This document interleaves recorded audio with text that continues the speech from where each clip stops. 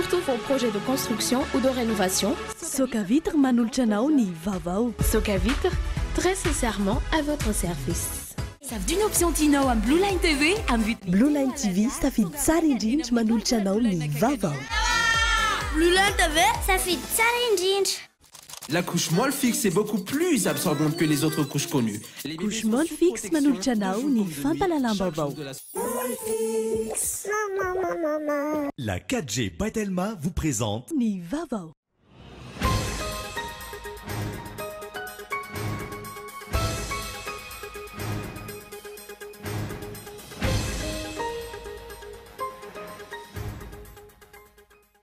Ray volana taoriana ny dady voatondry idiran'ny mpianatra totosa tamin'ity androany ity ny fidirana ho an'ny mpianatra amin'ny sekoly miankina sy tsy miankina amin'ny fanjakana. Samy nandray ny andraikiny ireo ray aman-dreny sy ny tompona andraikitra nentina ny arovana ny mpianatra manoloana ny valina retina pesta. Tsy tokony ahilika amin'ny teknisiana ny fahadisoan'ny mpanao politika hoy ny syndicat mpiasa ny fananantany sy ny mpandrefitany io tolakandro io tetsy Anosy momba ny raharaha ny varotana ny Villa Elisabeth Etsivandry. Nototsaina androany ny fanaovan-tsiny ny taratasy mampiay ny ankany avoko eny Ambohidratrimo any Danela Razafimaleo misy jeunesse Madagasikara 17 izay aharitra herintaona. Feno 20 taona androany datina mahay rovan'ny Manjakamiadana 20 taona aty aoriana mbola tsy fantatra mazavatra amin'izao ny valin'ny fanadihadiana mahakasika izany. Maresaka iraisam-pirenena olona 20 no namohony iainy vokatry ny tifitra vararaka nataon'ny mpanao asa fampirona tao amin'ny fiangonana Batista ao Texas Somaly nandritry ny fitaom-pivavahana ny trangan'ny loza. Nadidin'ireo rahanao afaka fotoana fohy.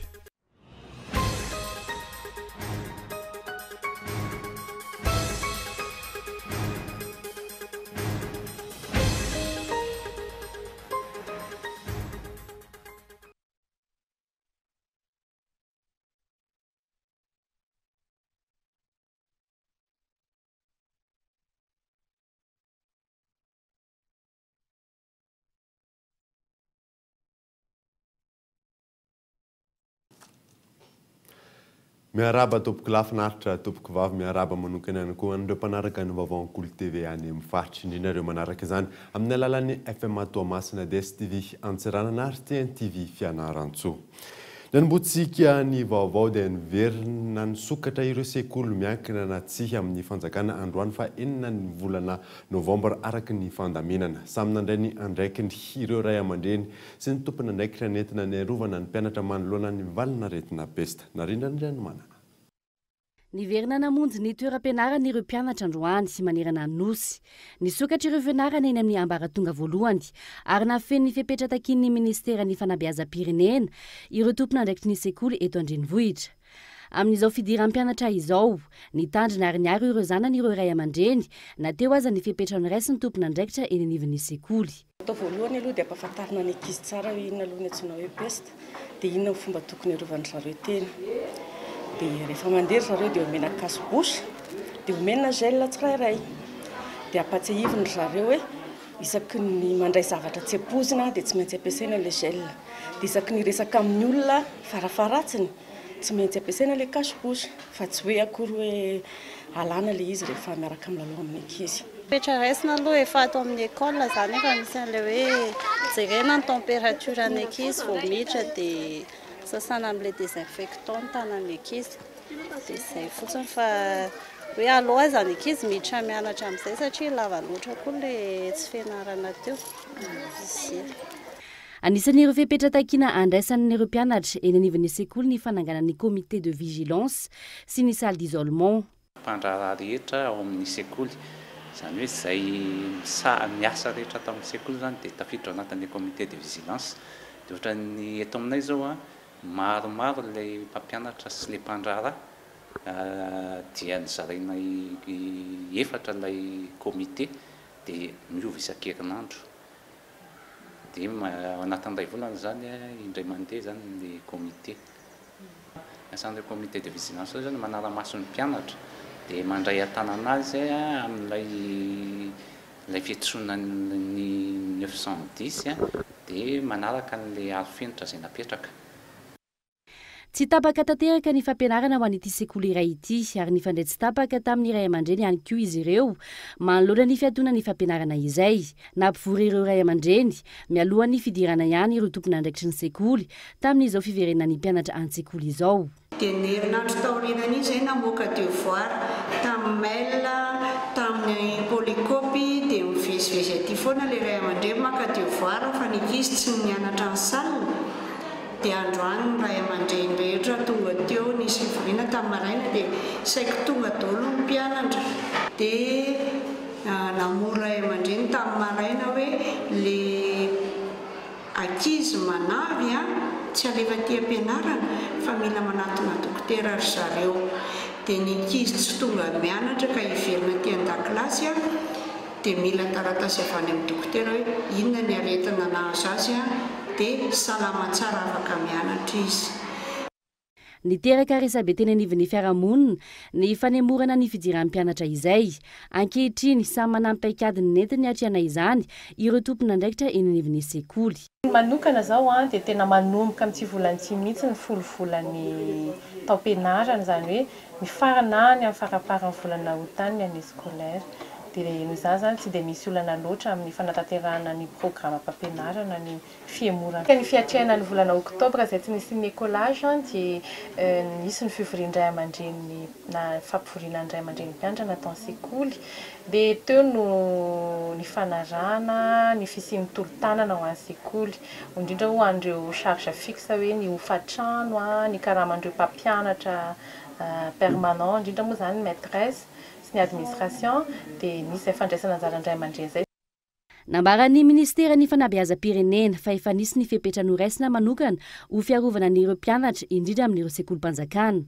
Mampametra pantaniana ihany ny amin'ny tsy maintsy angatahany mpanao gazety alalana mialohany any amin'ny chef Cisco vao afaka manao fanadihadiana amin'ireny sekolim-panjakana ireny. Misy afenina ave matoa sakasakanana toy izany. Ny fahafahan'ny mpanao gazety mikarika vaovao sa kosa tsy fifehezana ny asa no misy satria raha ny loharanom-baovao ray dia tsy ny sekolim-panjakana rehetra no nahitana ireo fepetra, nambaran'ny ministeran'ny fanabeazam-pirenena fa noraisiny. Ankoatr'io, manjavozavo amin'ny olona ny fepetra tsy mifanaraka noraisin'ny ministeran'ny fampianarana ambaratonga ambony izay mbola nampiaty ny fampianarana sy ny ministeran'ny fanabeazam-pirenena napiditra ireo ankizy tamin'ny andro androany. Midika ve izany fa tsy misy ny fiarahana midinika amin'izay fepetra ho raisina ao anatin'ny gouvernemanta fa samy manao izay tiany ireo minisitra. Tontolon'ny fitrandrana dia manome fepotona herinandron'ny fanjakana sy ireo sinopo trandraka volamena ao amin'ny komina Vohilava distrikta Mananjary ny mponina anesorana ireo milina fitrandrana any an-toerana. Orinasa sinoa izay tsy manana taratasy ara-dalàna ahafahana mitrandraka. Iona saina.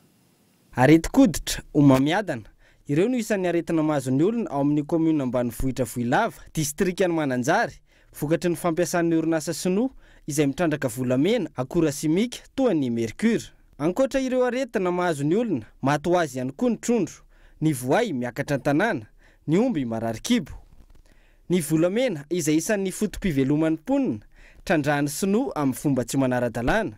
Antony hanomezan'ny mponina ny an-toerana fepotona herinandro ny fanjakana sy ireo mpitrandraka analana ny fitaovana any an-toerana. Fa herinandro dia esorina teo fa zay tsy maneky koa ipetrahany ohatsy. Raha ohatra mbola miasa io dia asa fosiny zay tompony zay fa tsy maneky koa. Tsy tompona andraikitra amin'ny koa zay fa dia avy zay. Satria efa nagnome nanapotsika aneo izy dia tsy maneky koa zay. Besaka fitaka nataotaony zay.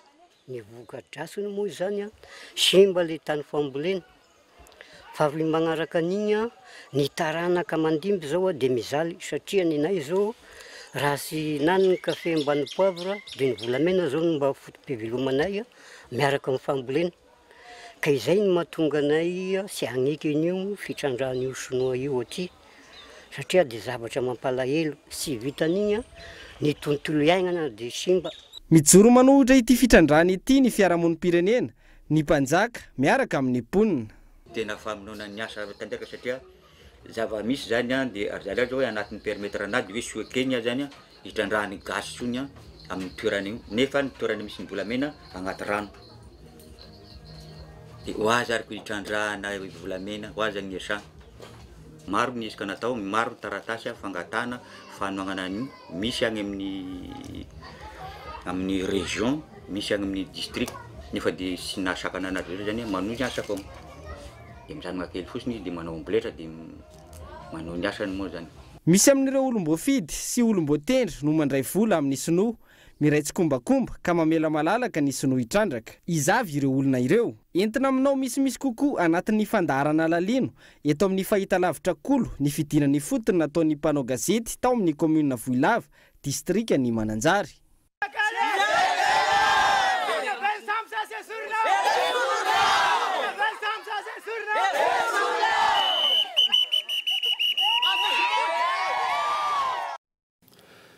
Tsy tokony ahilika amin'ny teknisiana ny fahadisoan'ny mpanao politika hoy ny syndicat ny mpiasan'ny fananantany sy ny mpandrefitany ho tolakandro eo tetsy Anosy momba ny raharaha ny varotana ny Villa Elizabeth etsy Ivandry fanadiny Andra Arson.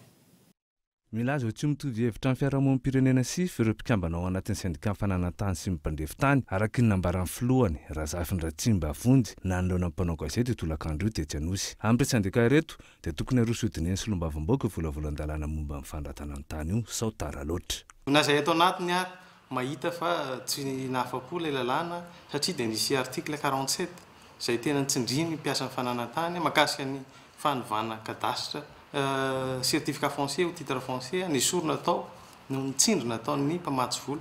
Zao dia miteny indray ny sifa fa tsy ekeny ny mpamatsy vola ny TST na ilay tribunal manokana hitsara mahakasika ny boky rovitra mahagagana ihany ny fihetsiky ny sifa hoe miaro ny tombotsoan'ny vahoaka ve sa miaro ny tombotsoan'ny mpamatsy vola fa ny eto anivon'ny sapatra ny fananantany dia mahatsapa fa tena ilain'ny vahoaka malagasy ilain'ny mpanjifa amin'ny fananantany io lalàna io ka ny hevitray dia tsotra eo ampelatana ny mpanao lalàna volavolan-dalàna amin'izao ka aleo ho akinina amin'izareo tanteraka ny fandaniana n'io lalàna io satria raha tsy mivoaka amin'izao io dia amin'ny herintaona indray ny ady tany miamitombo ka tsy ho zakatsika raha mbola iandry herintaona indray io lalàna io vao hivoaka. Manoloana ny varotana ny Villa Elizabeth kosa dia nanambary tsy syndicat mpiasa amin'ny fananantany reto fa tsy tokony ahilika amin'ireo teknisiana mpanantanteraka baika ny fahatsoa ny mpanao politika.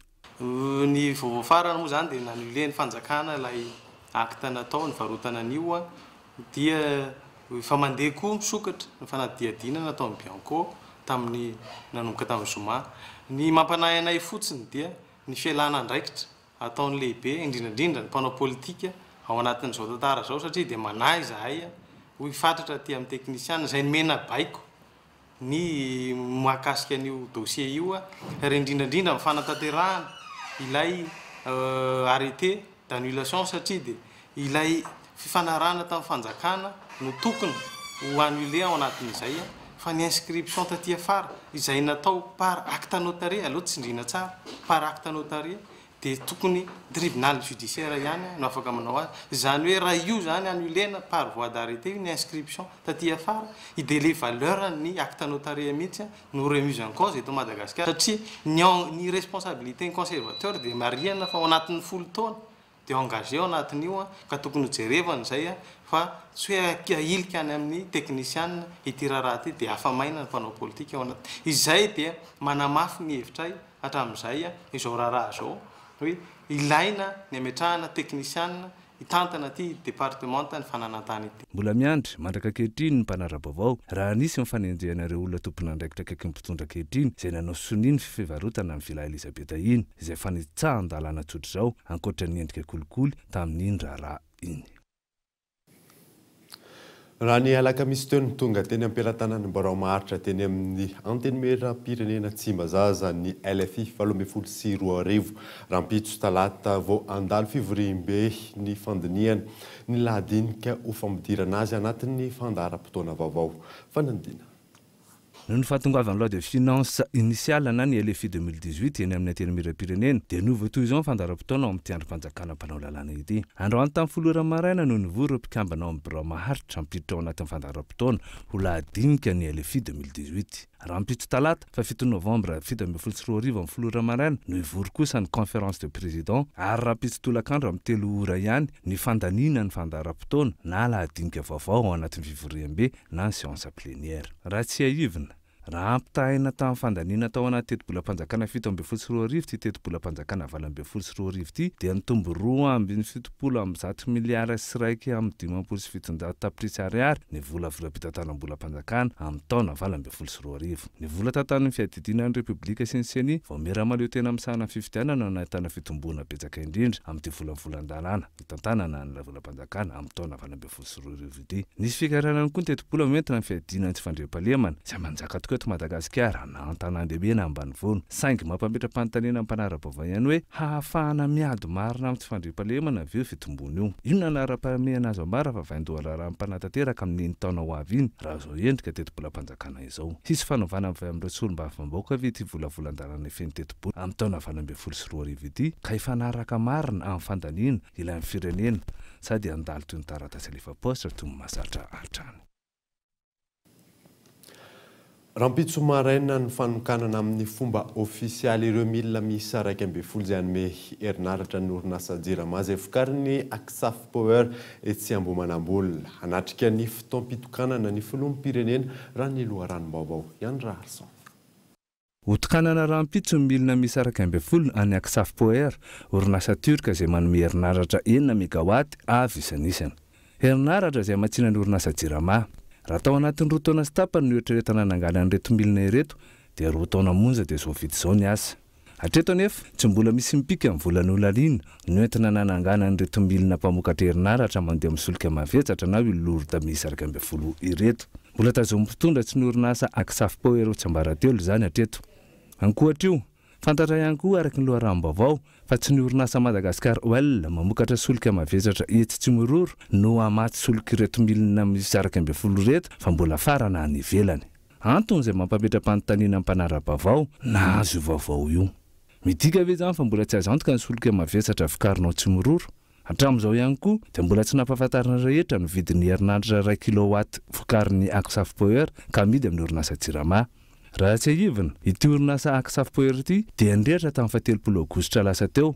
Izany hoe mbola tao anatin'ny fandrenana tanteraka. Hatramin'izao ihany koa dia mbola tsy nampahafantarina mazava ny rehetra ny vokatry ny fanadihadiana natao na tonga ny firehetana iny. Mety ho fantatra raha ampitsa avokoa ve ny valin'ireo fanontaniana ireo. Fitaterina aminao eto amin'ny fampahalalam-baovao Gol TV FM ny vokatra ty fitokanana rampitso ity. Ny vidy maro kosa indray dia tsy mbola tratrany lazain'ny tompona andraikitra ny varotra fa amidy 7,700 ariary ny kilao ny varina farana. Etsak'ilan'izay moa dia nahitana fiakarany 10 hatramin'ny 200 ariary isaky ny kilao ihany koa ny karazam-bary eto an-toerana. Mioramanitra. Tsy mbola voafehin'ny fitondrana hatramin'izao ny vidim-bary. Raha ny fenitra napetraky ny filoham-pirenena ny 21 septambra lasa teo tokony ho 7,700 ariary ny kilao ny varina farana avy nivelany rehefa tonga eny an-tsena. Raha ny fanadihadiana natao teny amin'ireo mpamongady androany manodidina ny 5,500 ariary ka hatramin'ny 1,700 ariary ny kilao ny varina farana.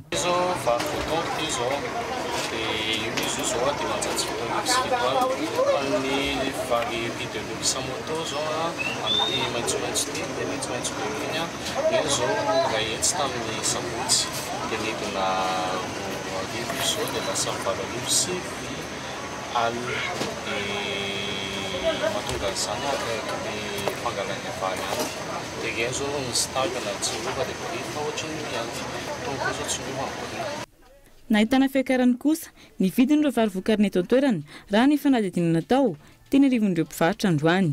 Izany hoe nahitana fiakarany manodidina ny 10 ariary hatramin'ny 200 ariary isaky ny kilao ny vary gasy, ny makalika, ny vary tsipala ary ny riz de luxe.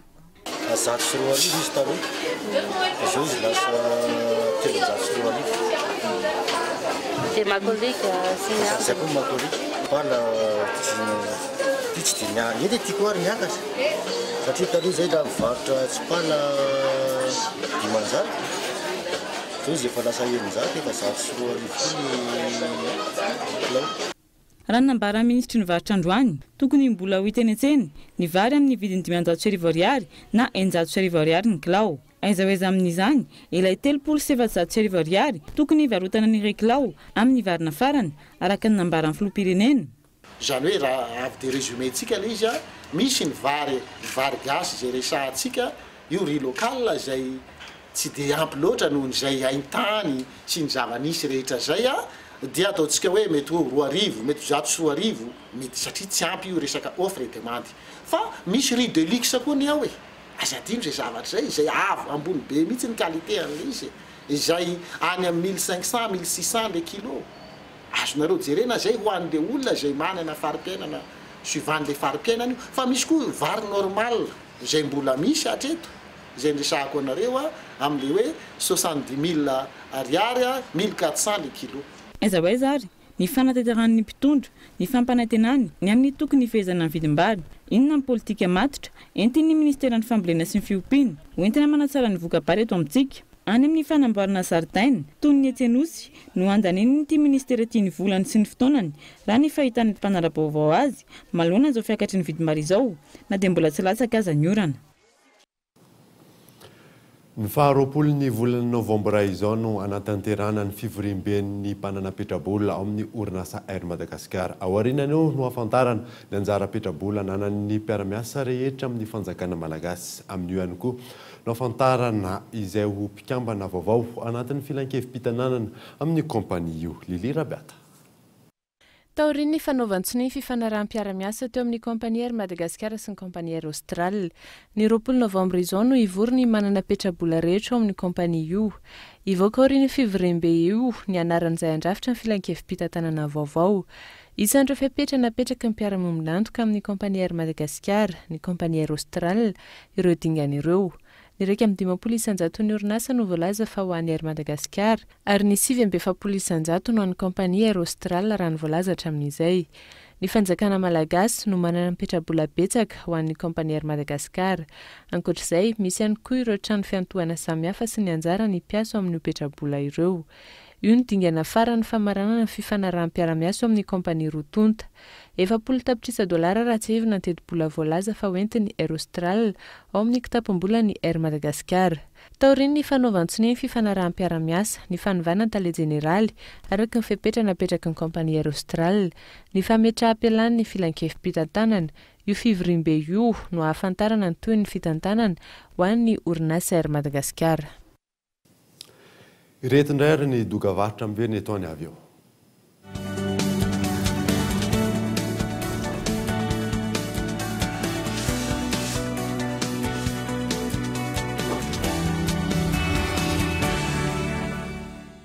Promo rentrée. La fibre Baitelma est à seulement 249 000 arias. Partout à Madagascar, vite installé. Illimité. Ultra rapide. Seulement à 249 000 arias. La fibre by Telma, c'est maintenant. Telma, numéro 1 de l'Internet à Madagascar. Mesdames, messieurs, chers parents, voici Théo, le bébé qui consomme le plus de liquide au monde. Le monde entier parle de lui. La vraie question est de savoir... quelle couche peut absorber autant de liquide? Quelle couche Théo utilise-t-il? Mon fils Théo utilise bien sûr la couche de bébé la plus absorbante, la couche Molfix. La couche Molfix est beaucoup plus absorbante que les autres couches connues. Les bébés sont sous protection de jour comme de nuit, chaque jour de la semaine. Molfix. Maman. Oltia, teleanaltia. Miss de sani même là befona. Nena tunami. Manaya, monarega tele na fela champagne de sie. Ont, nena certo que mon thérapeute. Tala kun ted foot. Teteli champis. Sans Blue Line TV tawalene san teleanaro channel. Ça veut une option Tino en Blue Line TV en vidéo telo alariar. Fanatanjahantena, fialamboly, sarimihetsika, fandaharana ho an'ny fianakaviana. Vaovao maneran-tany tonga avaingana eny amin'ny mpanjara Blue Line akaiky anao. Blue Line TV, safidy tsara indrindra.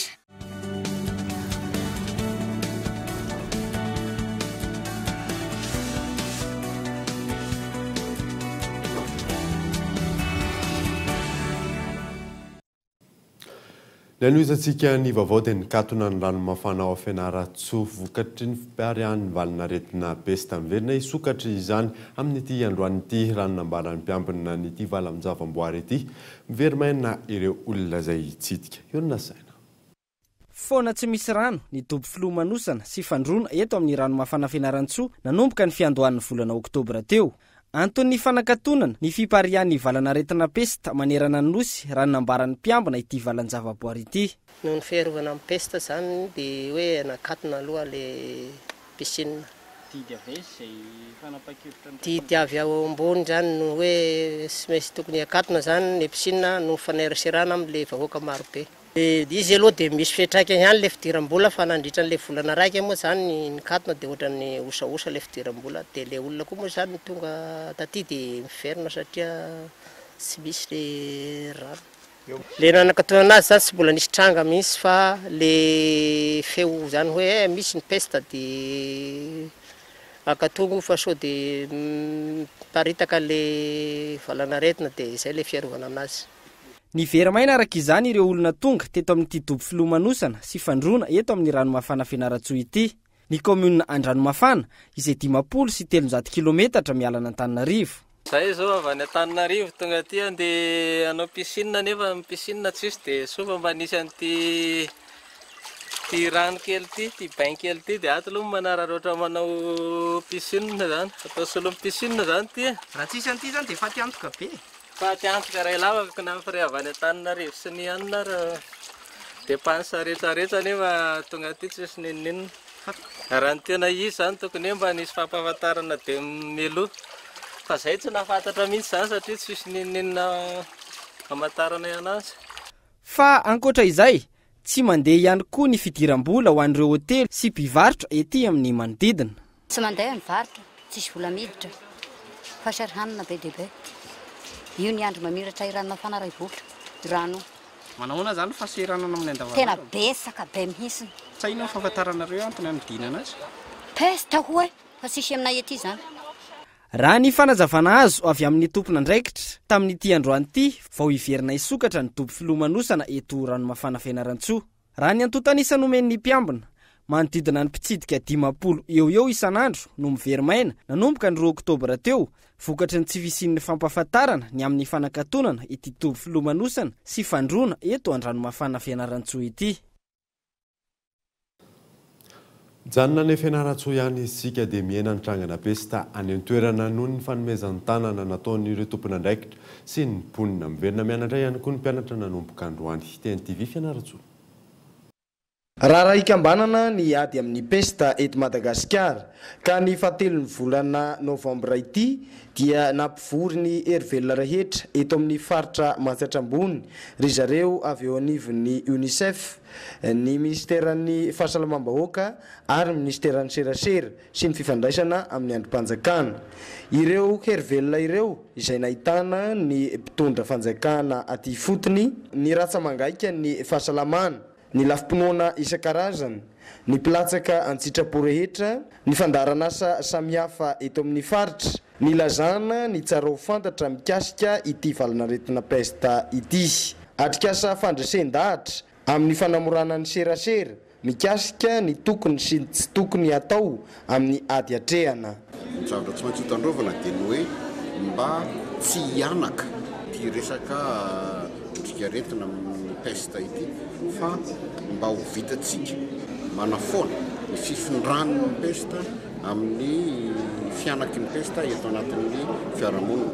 Dia izay ny antony nanasana n'ireo olona androany ireo zany mba hanetsika indraiky ireo zay tompona andraikitra sehatra zay niaviany izy ireo aby. Ary rehefa miresakytsika hoe ady amin'ny pesta, tsy ny hoe anafoana ny pesta anio dia anisy raha-pitso ihany fa ny mba tsy hiverenan'le pesta intsony eto Madagasikara. Raha ho an'ny faritra Matsatra ambony manokana moa dia mivoatra ny vokatra amin'ny ady atao amin'ny aretina pesta eto amin'ny faritra satria tsy dia nahitana tranga vaovao intsony ireo distrika nisehoan'ny trangana aretina pesta ankoatra ny pesta bibonika iray ny distrikan'ny Fianaratsoa ny datin'ny faharoa ny volana Novambra 2017. Enina sisa Ireo manaraka fitsaboana eny amin'ny tompo-pahasalamana, 3 amin'ireo pulmonaire ary 3 bubonique.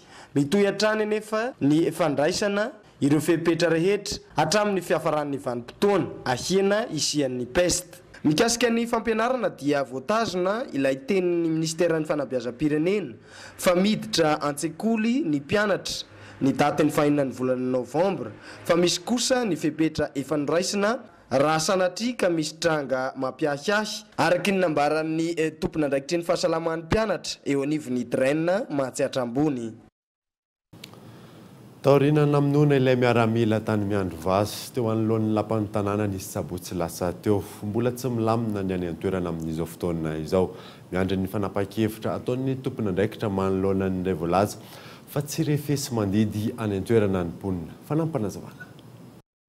Izao fotoana izao zany le rangahy moa tenenina tsy refesy mandidy eo amin'ny tanàna moa zany dia ny olona matahotra daholo dia avadika zany le resaka ohatrany hoe atao hoe vindicte populaire ohatrany hoe olona namono an'io, namono an'le miaramila. Dia ny olona moa miala tsy miteny tsisy miala dia miala fa ny gendarmerie koa moa zany fa atanany daholo ny gendarmerie dia tsy hita sy anaovana azy dia mitsikarana koa ohatran'izay dia miandry n'izay réaction tany.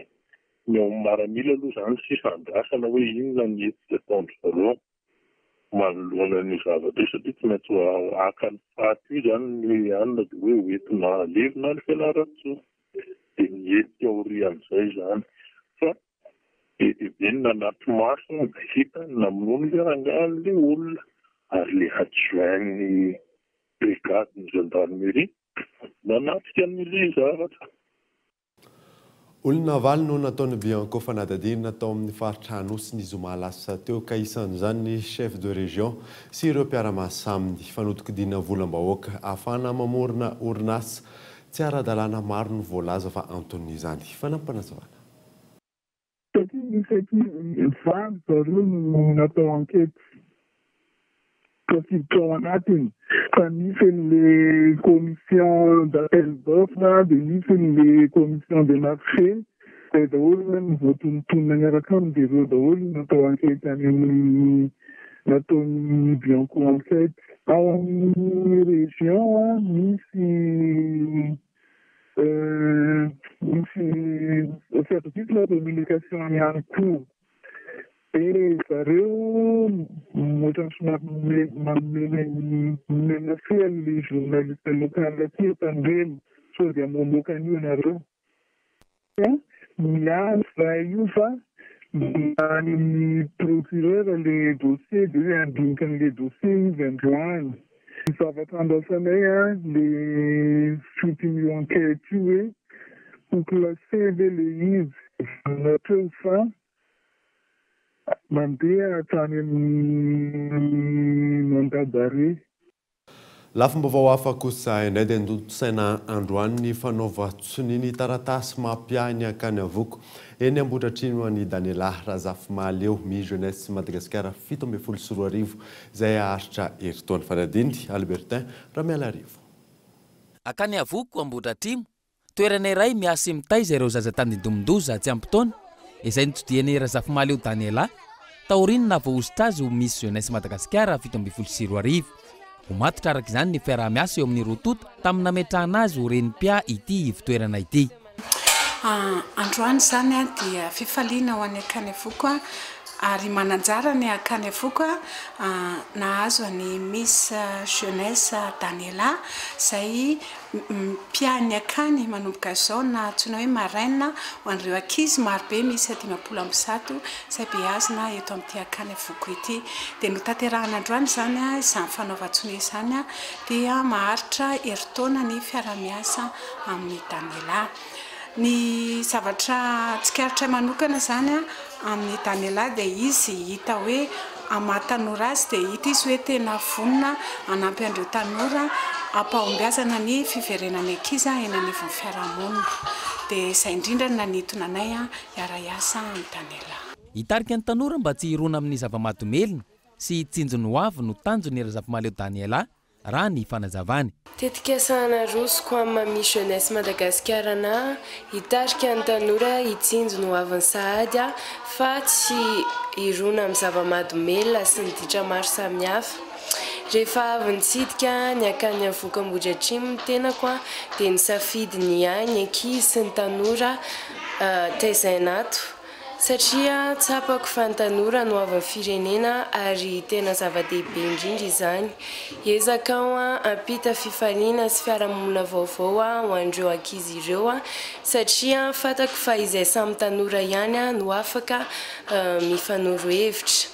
Ampitaiko amin'izany ihany koa ny afatra ho andreo ray aman-dreny hoe izay tanora dia mila fitiavana avy any aminareo mba tsy hitady any amin'ny hafa ka hatonga anay anaonao foana. Eto ihany koa dia manao antsoavo ho andreo izay rehetra mahalala tanana mba hiara-hiasa amiko hanampy ireo tanora mba hananan'izy ireo ho avy mamiratra. No tanterahany io hariva io tetsy amin'ny akany avoka-mbodra atrimo ny fanaovan-tsony ny maharen'mpiay azy amin'ity fitoerana ity. Ny farana tamin'ny fitsidiana ireo ankizy sy ny toerana honenan'ireo ankizy taoriny ny fanaovan-tsony aloha ny fandalovany ity renim-pia ireo ankizy be aziny eny amin'ny akany avoka-mbodra atrimo tamin'ity androany ity. Feno 20 taona androany datina mahay rovan'ny Manjakamiadana. 20 taona aty-aoriana mbola tsy fantatra mazavatra amin'izao ny valin'ny fanadihadiana mahakasika izany. Fanadihadiana mioramanitra. 9 novambra 2017 9 novambra 2017 feno 20 taona androany no nandoran'olo tsy fantatra ny rovan'ny Manjakamiadana. Vaka mitahirin'ny kolotsaina malagasy ny rova. Hita tao anaty rova avokoa ny akamaroan'ny sokitra sy ny maha izy azy ny faritra rehetra teto Madagasikara. Arena lehibe saingy grava tanaty fotoana fohy. Ny aretsika voalohany anisan'ireo zavamasina ny rova satria ny herin'ny malagasy rehetra ny fisainan'ny malagasy rehetra dia mifantoka tao ary tsy niteto Antananarivo ihany no nanamboatra an'io fa iran'ny Madagasikara na ny azo nanamboarana ireo ny zavatra tsy dia aveto ary misy asony tolotolo reny azo reny. Raha ny fanadihadiana natao androany ny tombo tsy toy ny andavanandro ny isan'ireo olona tonga nitsidika ny rova tamin'ity androany ity na ny malagasy na ny vahiny. Tena maro ireo betsaka ny olona tonga natsiaro le izy zany ohatrany hoe fahatsiarovana le namahy ny rova zany fa maromaro ny olona tonga malagasy dia vazaha eo ihany koa. Aloha toa hoe mitovy zany na sabotsy sy ny androany mitovy sy ny lahady. 20 taona aty-aoriana mbola tsy fantatra treto ny valin'ny fanadihadiana natao mikasika ny namahy ny rova mbola mipetraka ny fanontaniana. Mahay ny rova iza ny nampaniraka iza ny nandoro eo zany zao mbola aparainga. Resaka njoro ny tolotolo ny rehetrarehetra satria tsy nisy tena azo raisin-tanany hoe ranona marina tena misy feo nandeha nefa ny ohatrany tsy dia mitombona firy zavy satria ny fatotra aloha dia mahay ny rova zay no zava-dehibe. Tontolon'ny fahasalamana dia nanokana tedi-bola ny gouvernemanta amerikana ao amin'ny ady amin'ny fianaky ny valinaretina pesta eto Madagasikara. Ny fanaovana fikarohana eny anivon'ny Institut Pasteur no isan'ny novatsiana amin'ny tedi-bola io. Mioramanitra. Mbola mitoetrany ny ady amin'ny pesta eto Madagasikara amin'izao fotoana izao. Na dia miaina aza ny isan'ireo marary manatona tompom-pahasalamana mbola mitoetrany ny asa fikarohana mikasika io valanaretina io. Ampitombona ihany koa ny isan'ireo mpiasan'ny fahasalamana any amin'ny faritra amin'izao fotoana izao.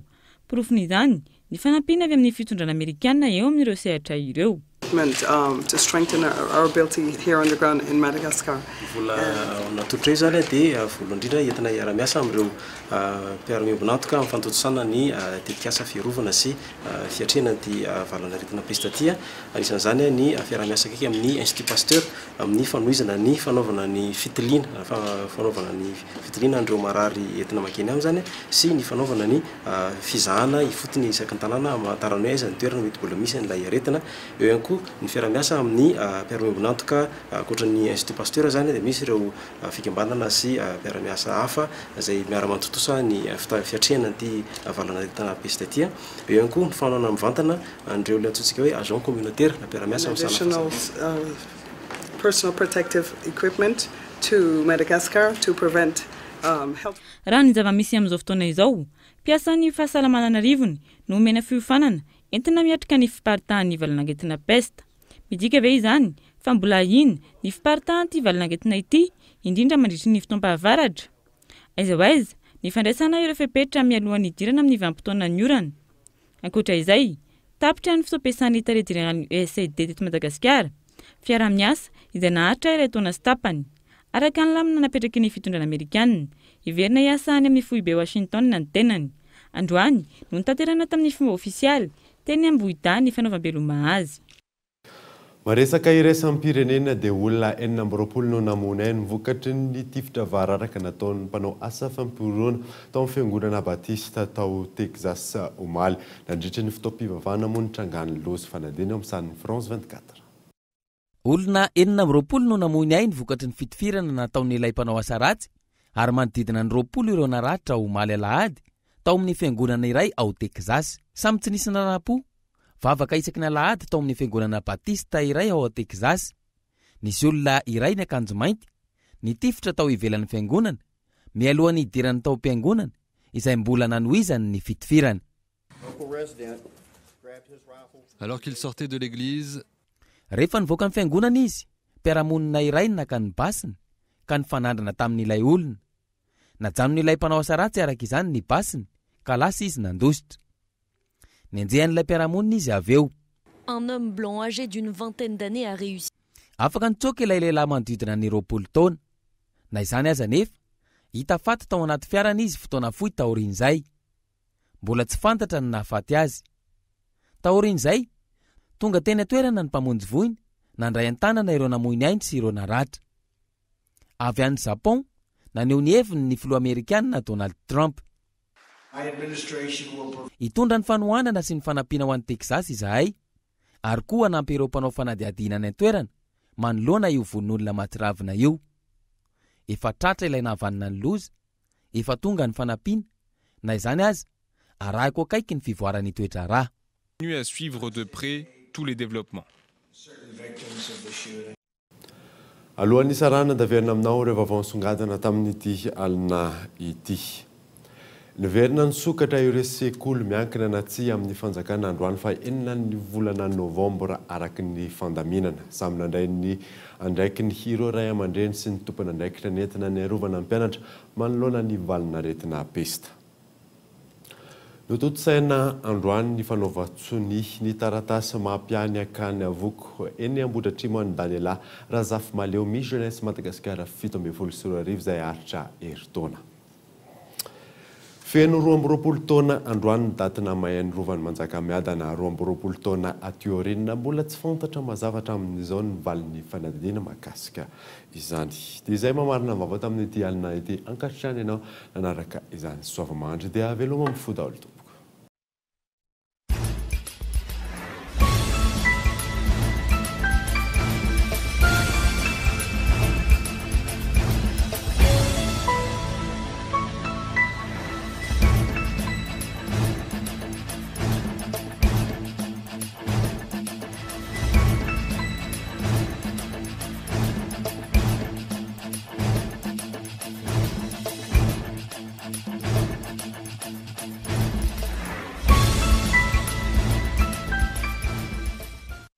La 4G by Telma vous a présenté Nivavo. La couche moelle fixe est beaucoup plus absorbante que les autres couches connues. Narainoto ni fampalalambavao niaraka tamin'ny couche moelle fixe. Savy d'une option Tino am Blue Line TV am vit. Ny vaovao dia niarahanao tamin'ny Blue Line TV safidy tsara indrindra.